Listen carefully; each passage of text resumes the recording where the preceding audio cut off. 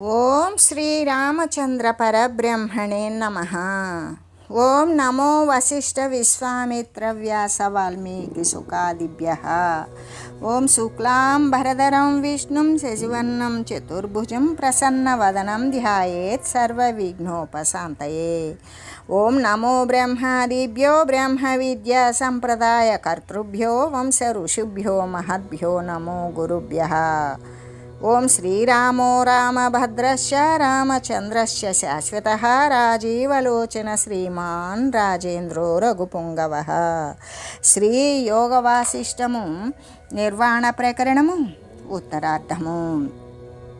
వివిధ జీవుల సమిష్టి రూపకర్తృత్వం ఏదైతే ఉన్నదో అదే హిరణ్యగర్భ చిదాభాసుడు అనేటువంటి విత్తనము. ఆ బీజ సమూహము చేతనే తన యందు తెలియబడుచు ఉన్నది. అప్పుడు అది దాని యందు ఆసక్తమై వివిధ కర్తృ రూపాన్ని కూడా తన యందు స్వయంగానే అనుభవిస్తూ ఉంటుంది. ఆ విధంగానే ఈ యొక్క జనన మరణ రూపమైనటువంటి సంసారమునందు తిరుగాడుతూ ఉంటుంది. చిద్రూపుడైనటువంటి ఏ జీవుని చేత ఏది ఏ విధంగా తెలియబడుచూ ఉన్నదో అది దృఢపడిపోయి అది ఆ విధంగానే శీఘ్రముగా అతని చేత పొందబడుతూ ఉంటుంది అనే విషయం ఆ చిన్నల మొదలు పిల్లవాని మొదలు పెద్దల వరకు కూడా ఇదంతా అందరికీ తెలిసిన విషయమే కదా. ఆకాశమందు ధూమము యొక్కయు అంటే ఖాళీలో ఉన్నటువంటి ఆ యొక్క పొగ యొక్కయు, మహాసముద్రమున ఉన్నటువంటి జలము యొక్కయు అనేక విచిత్రమైనటువంటి ఆవర్త వృత్తులు సంభవించినట్లుగానే విచిత్రములైనటువంటి ఆ యొక్క తరంగాలు, మరి సుడిగుండాలు, నొరగలు, పేనాలు ఇటువంటివన్నీ కూడా ఉత్పన్నమై అయినట్లుగానే ఆ యొక్క జలములో చిదాకాశమందు కూడా ఈ సంసారం యొక్క రకరకాలైనటువంటి విచిత్రాలు సంభవిస్తూ ఉన్నవి. అంటే కలలో చిదాకాశమే మనుజునికి ఏ విధంగా మహాపురమే అవుతూ ఉన్నదో అలాగే సృష్టి ప్రారంభము నుండి ఇప్పటి వరకు కూడా ఆ చిదాకాశమే జగద్రూపంగా స్థితిని పొంది ఉన్నది కదా. ఎలాగంటే ఇంకా కూడా స్వప్నమున కళను అనుభవించేటప్పుడు ఎటువంటి సహకారి కారణాలు అనేటువంటివి ఉన్నవా అంటే లేవు. లేకపోయినా సమస్తము కూడా సంభవిస్తుంది. పడుకునేది వాడికే నిద్ర పడుతుంది. ఆ నిద్రలో కల వస్తుంది. ఆ కలలో అనేక వస్తుజాలమంతా కూడా తయారవుతుంది. అలాగే ఈ సృష్టి ప్రారంభమునందలి జగత్తు యొక్క స్థితి అందు కూడా ఈ పృథివీ పంచభూతాలతో కూడుకున్నటువంటి ఇవన్నీ కూడా ఈ పంచభూతాలతో ఉత్పన్నమైనటువంటి ఈ యొక్క జీవరాశి ఇదంతా కలిసే కదా ప్రపంచము అని చెప్పబడుతూ ఉన్నది. అలాగా అక్కడేమైనా సహకారి కారణాలు ఉన్నాయా జగత్తు యొక్క స్థితి ఉద్భవించడానికి అంటే లేదు. కళలో ఏ విధంగా సహకారి కారణాలు లేకుండానే సర్వ వస్తుజాలము ఉత్పన్నమవుతుందో అదేవిధంగా జగత్తు యొక్క స్థితి యందు కూడా ఈ యొక్క పంచభూతాలతో ఉన్నటువంటి ఆకాశవాయు అగ్ని జల పృథ్వులతో కూడినటువంటి ఆ పంచభూతాలకు ఏర్పడటానికి సహకారి కారణాలు ఏవీ లేకుండానే ఉత్పన్నమవుతాయి. ఎలాగంటే ఇప్పుడు కళ అనేటువంటిది అనుభవించేటప్పుడు స్వప్న నగరంలో గృహము ఇంకా కూడా దేహము మొదలైనటువంటి కోమలములైనటువంటి అనేక సునిశితములైనటువంటి దుఃఖాలు ఏ విధంగా మరి దుఃఖాలు ఏ విధంగా అనుభవింపబడుతూ ఉంటుందో అలాగే ఈ జగత్తు అనేటువంటి స్వప్న నగరమునందు పుష్టత్వము పొందినవి అవి ఒప్పుచూ ఉన్నవి. ఎలాగంటే కళలో అనుభవించేటప్పుడు మరి అనేక గృహాలు, వస్తువులు, పదార్థాలు అనేక చిత్ర విచిత్రమైనటువంటి వస్తుజాలమంతా కనబడుతూ ఉన్నది. అది సుఖాన్ని కలిగించవచ్చు, దుఃఖాన్ని కలిగించవచ్చు. అలాగే ఈ జగత్తు అనబడేటువంటిది అది స్వప్నము అని ఎప్పుడు చెప్పబడుతుంది? స్వప్నాన్ని అనుభవించేటప్పుడు స్వప్నమని చెప్పడు, అది సత్యమని భావిస్తాడు. స్వప్నం అని చెప్పేది ఎప్పుడు? వాడు మెలకువలోకి వచ్చినప్పుడు, స్వప్న అనుభవం మరుగైపోయినప్పుడు మాత్రమే అది స్వప్నము అని చెప్తాడు. అలాగే ఈ జగత్తు అనబడేటువంటి స్వప్న నగరమున ఈ జగత్తు కూడా స్వప్నము వంటిదే, అబద్ధము వంటిదే. కానీ ఎప్పుడు జ్ఞానస్థితిలోకి ప్రవేశించినాక జగత్తు యొక్క స్థితి అబద్ధం అవుతుంది. అలాగే ఇప్పుడు ఈ జగత్తు అనేటువంటి స్వప్న నగరమునందు కూడా ఈ పంచభూతాల యొక్క పుష్టత్వము, వాటి యొక్క ఆ చిత్ర విచిత్రమైన పదార్థ జాతమంతా కూడా దృఢపడి ఉండినవి అయి కనబడుతూ ఉన్నవి అని చెబుతూ, వాస్తవానికి ప్రజలంతా కూడా ఈ యొక్క రెండని కానీ ఒకటని కానీ ఇవన్నీ లేనటువంటి వారే. మరి వారంతా ఎవరు? చిన్మాత్రాకాశ రూపులే అయ్యున్నారు. ఇక్కడ చిదాకాశమున ఈ యొక్క పరమ చిదాకాశమునందు మరి యొక్క రంజనము, మరి యొక్క ఆనందము అనేటువంటిది ఉన్నదా? ఏమీ లేదు కదా. ఏది కనబడుతున్నదో అంటే ప్రజలుగా, పంచభూతాలుగా, జనముగా, సృష్టిగా, ఈ విశ్వంగా, ప్రపంచంగా ఏది కనబడుతుందో కనబడేది సర్వము కూడా చిదాకాశమే అయ్యున్నది అని చెబుతూ, ఈ చిదాకాశమే అవడము చేత ఈ త్రివిధ తాపాలను కూడా హరించి వేస్తూ ఉన్నది.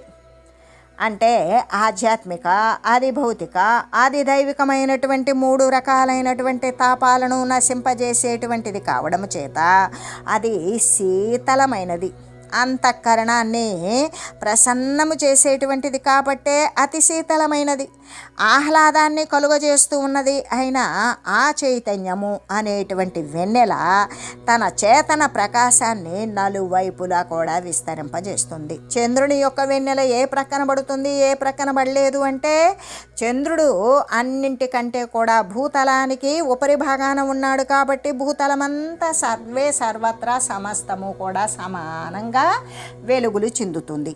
అలాగనే ఈ చైతన్యము అనబడేటువంటి ఈ వెన్నెల తన యొక్క చేతన ప్రకాశము నలువైపులా కూడా విస్తరింపజేస్తూ ఉన్నది.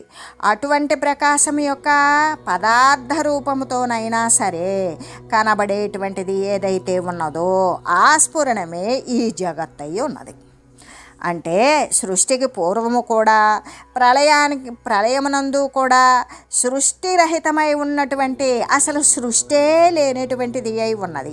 అలా ఉన్నటువంటి చిన్మయాకాశమునందు ఇప్పుడు ఏ సృష్టి అయితే కనబడుతూ ఉన్నదో అది చిదాకాశమైనటువంటి ఆ బ్రహ్మయే అయి ఉన్నది. ఆ బ్రహ్మమే అలాగా నిజ చైతన్యం యొక్క పరిచ్ఛిన్నత్వము, అపరిచ్ఛిన్నత్వము రూపాల చేత వికాసము, సంకోచాల ద్వారా కూడా స్వయంగా స్వప్నములాగానే ఉదయిస్తూ అస్తమిస్తూ ఉన్నది అని చెబుతూ, శరదాకాశ విశదం సంవిద సౌమ్య మానసాః అసంత ఏవ తిష్టంతే సంతోధిగత తత్పదాః. శృతి ప్రసిద్ధమైనటువంటి ఆ చిద్రూపమైనటువంటి సద్వస్తువు సృష్టి ప్రారంభమునందు ఏ వస్తువును ఏ రీతిగా తెలియచూ ఉన్నదో ఎప్పటికీ కూడా, అంటే అప్పటి నుండి ఎప్పటికీ కూడా దానిని ఆ రీతిగానే లెస్సగా తప్పనిసరిగా అనుభవిస్తూ ఉన్నది. ఏ రీతిగా చూస్తే ఆ రీతిగానే అనుభవించడం అంటే చైతన్యము తన యొక్క సత్తాబలము చేత జగంబును సత్తుగా చేస్తూ ఉంటుంది. చేయడమే కాదు, అలా సత్తుగా చేసి చూస్తూ ఉంటుంది. కాబట్టి సమస్తము కూడా చిన్మాత్రమయ్యే ఉన్నది. అలాంటప్పుడు ఇంకా సత్తుగాని పదార్థం ఏదైనా ఉన్నదా అంటే అంతా సర్వేక సమస్తము సత్తే అయి ఉన్నది అని చెబుతూ, ఎలాగంటే బ్రహ్మ అంటే బ్రహ్మము అంటే ఆత్మపదమే కదా. ఆ బ్రహ్మపదమును పొందినటువంటి మహనీయులు శరత్కాల ఆకాశములాగానే, శరత్కాలము ఆకాశము అన్నప్పుడు ఒక ప్రత్యేకత. అది ఏమిటి అంటే ఇతర ఋతువులలో మాసాలలో ఉన్నటువంటి ఆకాశములాగా శరదృతువు ఉండదు. శరదృతువు ఏ మబ్బులు లేకుండా అలా నిర్మలంగా మాలిన్యరహితంగా ఉండి చక్కని వెన్నెలను ప్రసరింపజేస్తూ ఉంటుంది. అంటే ఏ మబ్బులు ఉండవు, ఒకవేళ ఉన్నా కూడా అవి నిండైన మబ్బులు కావు, గాలికి తేలిపోయేటువంటి మబ్బులు. అసలు వాస్తవానికి మబ్బులే లేనటువంటిది. అంటే ఆకాశం ఎలా ఉంటుంది? మాలిన్యరహితమై ఉంటుంది, స్వచ్ఛంగా ఉంటుంది. అలాగే ఈ బ్రహ్మపదాన్ని, ఆత్మతత్వాన్ని పొందినటువంటి మహనీయులు ఎలా ఉంటారు అంటే శరత్కాల ఆకాశంలాగానే స్వచ్ఛంగా, ఏ ఆటంకాలు ఎటువంటివి లేకుండా మాలిన్యరహితమైనటువంటి హృదయం గలవారై ఉంటారు. సౌమ్యమైనటువంటి మనస్సు కలిగినటువంటి వారై ఉంటారు. శరీరాదుల యందు మరి అంధ్యమానులయ్యే ఉంటారు. అంటే ఆత్మయందే వసిస్తూ ఉంటారు. శరీరాల పట్ల వారు ఏ విధంగా ఉంటారు అంటే అంధ్యమానులే, వారు శరీరాన్ని పట్టించుకోరు. ఆ శరీరము అనేటువంటిది ప్రపంచ సంబంధమైనటువంటి శరీరాన్ని అస్థిర రూపంలోనే చూస్తూ చైతన్యము తన యొక్క సత్త అయినటువంటి తన స్వసత్తా బలము చేత జగాన్ని మొత్తాన్ని కూడా సత్తుగానే చేసేసి సత్తుగానే చూస్తూ ఉంటుంది. కాబట్టి సమస్తము ఏమై ఉన్నది? అప్పుడు జగముతో సహా సమస్తము చిన్మాత్రమయ్యే ఉన్నది. కాబట్టి ఇంకా సత్తుగాని పదార్థం ఏదైనా ఉన్నదా? ఉండదు కదా అని చెబుతూ, అంటే బ్రహ్మపదాన్ని పొందినటువంటి సౌమ్యమైనటువంటి మనస్కులు ఎలా ఉంటారు అంటే సౌమ్యమైనటువంటి మనస్కులు ఎలాగంటే మహాత్ములు శరత్కాల ఆకాశములాగానే ఉంటారు. శరదాకాశ విశదం సంవిద సౌమ్య మానసాః అసంత ఏవ తిష్టంతి సంతోదిగత తత్పదాః. అంటే బ్రహ్మపదాన్ని పొందినటువంటి వారు సౌమ్యమైన మనస్కులైనటువంటి మహాత్ములు. ఆ మహాత్ములు శరత్కాల ఆకాశములాగానే నిర్మలమైనటువంటి చైతన్య రూపముతో వర్తిస్తూ ఉంటారు. ఇంకా కూడా దానికి వేరైనటువంటి దృశ్య రూపముతో ఏమాత్రము వర్తించరు అని చెబుతూ, నిర్మాణ మోహాజిత సంగదోషాః ప్రవాహ సంప్రాప్త నిజార్థభాజః తిష్టంతి కార్య వ్యవహార దృష్టౌ నిరామయ యంత్రమయ ఇవైతే. ఓ రామచంద్ర, అభిమానము, మోహము మొదలైనటువంటివి లేనటువంటి వారు, సంఘదోషాలు మరి ఆ సంఘములో ఉండేటువంటి దోషాలను జయించినటువంటి వారు, ప్రవాహపతిత కార్యాలను ఆచరించేవారు అగు జీవన్ముక్తులైన మహనీయులు ఇతరుల కార్య వ్యవహార దృష్టి యందు పురుష ప్రతిమలలాగానే వికారరహితులే వెలయుచూ ఉంటారు. అంటే ఇక్కడ రామ, అభిమానము లేనివారు, మోహము, కోరికలు, వాంఛలు నశించిన వారు, సంగము, దేని పట్ల ఆసక్తి మొదలైనటువంటి దోషాలను వదిలివేసిన వారు, వాటినన్నింటినీ కూడా జయించిన వారు. అంతేకాదు ప్రవాహపతిత కార్యాలను అంటే యథాప్రాప్తమైనటువంటి కార్యాలను ఆచరించేవారు అగు ముక్తత్వాన్ని పొంది ఉన్నవారు, ముక్తత్వాన్ని పొంది ఇంకా జీవించి ఉన్నటువంటి మహనీయులు ఇతరుల యొక్క కార్యాల పట్ల, వ్యవహారాల పట్ల కూడా వాటిని చూసేదాని యందు ఎలా ఉంటారంటే శిలా విగ్రహాలులాగానే, పురుష ప్రతిమలలాగానే ఏ మార్పుకి లోను కాకుండా అలా కనబడుతూ ఉంటారు అని చెబుతూ, అటువంటి ఆత్మజ్ఞులగు మహాత్ములు అభిమానము, మోహము అనేటువంటిది వదిలివేసిన వారై ఉంటారు. సంఘదోషాలను జయించిన వారై ఉంటారు. యథాప్రాప్తమైనటువంటి పదార్థాలు కలిగిన వారై ఉంటారు. కార్య వ్యవహారాల యందు కూడా ఏమాత్రము కూడా మార్పును పొందనటువంటి వారే యంత్రమనుజులలాగానే అంటే బొమ్మలో వేయబడినటువంటి ప్రతిమ, మనుజుల ప్రతిమలలాగానే చేష్టలను సలుపుతూ ఉంటారు. కానీ మరి ఏ విధంగానూ ఉండరు. యంత్రమనుజులు అంటే కొన్ని యంత్రాల చేత పని చేయించేటువంటివి ఉంటాయి కదా, అలాగా ఎటువంటి ఆసక్తి, సంఘదోషము లేని వారయ్యే ఉంటారు అని చెబుతూ, దేహాత్మవాధ్యాదిమతే నివిష్టానాం మతేరపి యథా తత్వేవతారః స్యాత్ తదా యుక్తిరిహోచ్యతే. దేహాత్మవాదులు మొదలైనటువంటి అంటే దేహాత్మవాదులు మొదలైనటువంటి వారి యొక్క మతమునందు ప్రవేశించిన బుద్ధి యొక్కయు ఇంకా బ్రహ్మతత్వమునికి ఏ విధంగా ప్రవేశం సంభవిస్తుంది అనేటువంటి ఉపాయాన్ని గురించి ఇక్కడ వర్ణించి తెలియజేసి ఈ నిర్వాణ ప్రకరణమునందు ఉత్తరార్ధమున నాస్తిక్య నిరాకరణము అనేటువంటి దానిని గురించి వివరించి తెలియజేశారు. ఇంకా కూడా శ్రీ వశిష్ఠ గురుదేవులు ఇలా చెప్తూ ఉన్నారు. చిన్మాత్రమేవ పురుషస్తదేవేత్తం అవస్థితం చిన్మాత్ర వ్యతిరేకేణ కిమన్యాదుపపద్యతే. ఇంకా కూడా తచ్చావదాతమాకాశం తన్మయే ద్రష్టృదృశ్యతే తావన్మాత్రం జగదతో హేయోపాదేయ యది కుతాః అని చెప్తూ అంటే ఇంకా కూడా ఆ చైతన్యము ఆకాశములాగానే నిర్మలమైనటువంటిది. ఎంత నిర్మలము అంటే ఓ రామచంద్ర, పురుషుడు చిన్మాత్రమయ్యే ఉన్నాడు. ఆ చిన్మాత్రమే నానావాది కల్పితమైనటువంటి స్థాయి క్షణికాది రూపములుగాను జననము మరణము భయము శోకము మొదలైనటువంటి రూపాలుగాను స్థితిని పొంది ఉన్నది.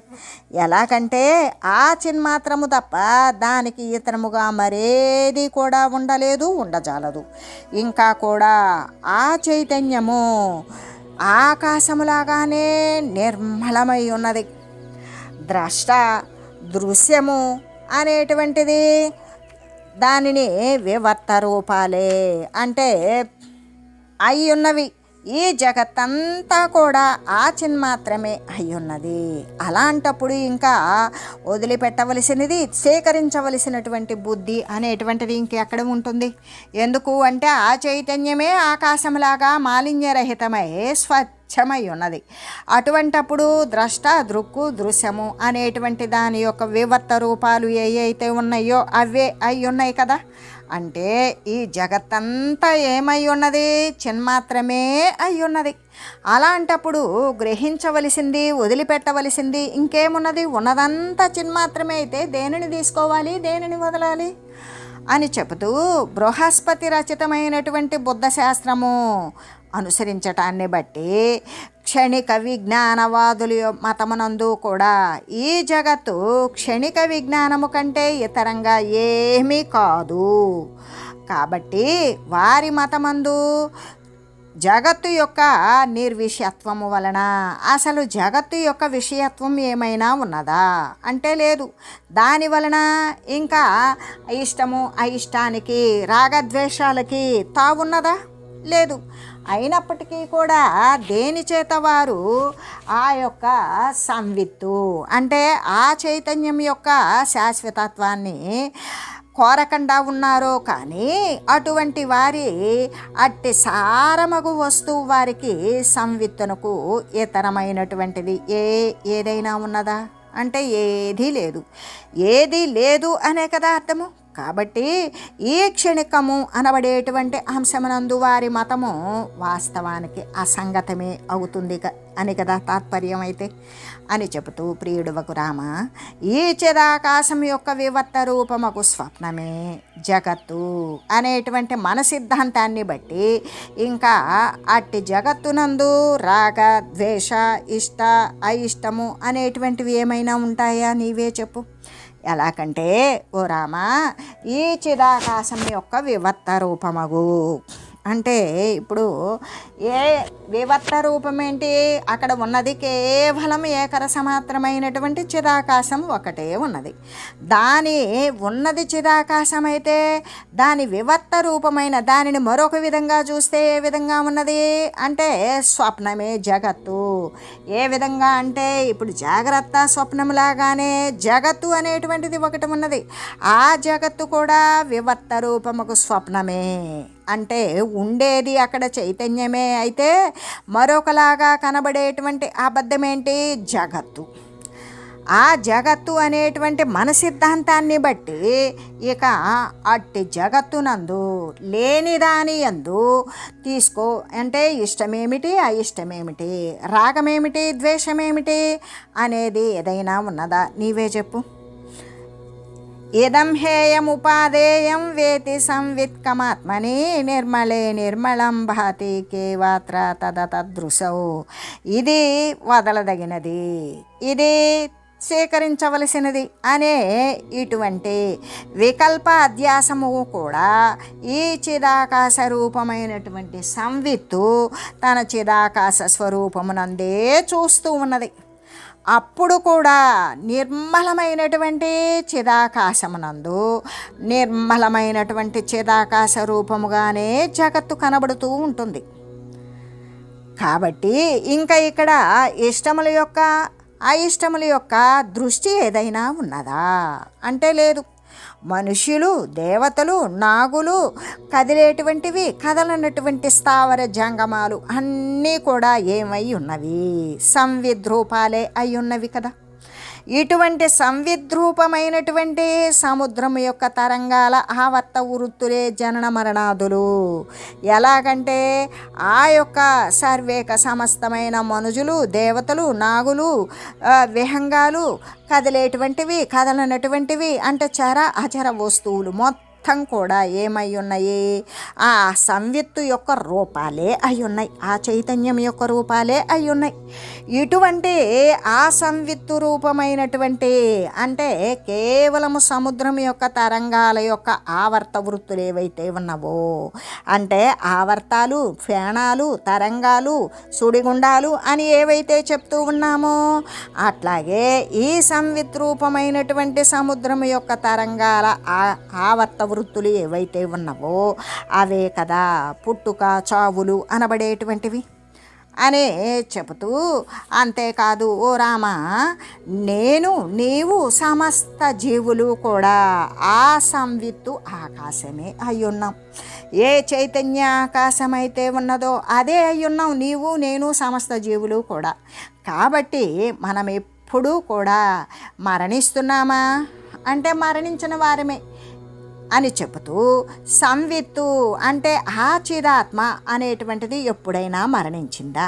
మనం కూడా అటువంటి సంవిత్తు యొక్క ఆకాశ అంటే ఆ చైతన్య ఆకాశ స్వరూపులమే అయితే మనం మరణిస్తామా? మరణించిన వారమే అవుతాం కదా. కాబట్టి ఆ తామర రేకులు వంటి కన్నులు కలిగిన రామచంద్ర సర్వము కూడా సంవిత్తు చేత నిండి ఉండడము చేత సంవిత్తు అంటే చైతన్యము దేని యొక్కయు సంవేద్యము అంటే జ్ఞేయము కానేరదు. అంటే స్వయంగానే సంవేద్యత్వాన్ని పొందినది అన్నట్లయితే చిద్రూపము అవడాన్ని బట్టి ఇంకా దాని యందు రెండని ఒకటని అనేటువంటివి ఇన్ని రకాలు ఎట్లా ఉండగలుగుతాయి? కాబట్టి అక్కడ సంవేద్యత్వము అనేటువంటిది పొందలేదనే కదా మనకు తెలుస్తుంది. అక్కడ సంవేద్యము అంటే జ్ఞేయ వస్తువు వేరే ఉన్నది, మనం జ్ఞాతయ్యం, జ్ఞానం ద్వారా తెలుసుకోవాలి అనేటువంటిది త్రిపుటి నశించినప్పుడు జ్ఞేయ వస్తువు అనేటువంటిది సంవిత్ చైతన్యం ఎప్పుడూ కాలేదు. కాబట్టి ఇక్కడ రెండని ఒకటని అనేటువంటి భేదాలు ఉన్నవా? లేవు. కాబట్టి అక్కడ సంవేద్యత్వము అంటే అక్కడ జ్ఞేయము అనేటువంటి మార్పును పొందిందా? పొందలేదు అనే కదా అర్థం అని చెబుతూ, ఓ రామ, సంవిత్తు అంటే చిదాత్మ అనే కదా చెప్పడం. చైతన్యము లేదా చిదాత్మ, చిదాకాశము లేదా జ్ఞానము ఇదే కదా చెప్పడం. సంవిత్తు తప్ప మరొక సద్వస్తువు అనేది ఏదైనా ఉన్నదా? ఉంటే నువ్వు చెప్పు.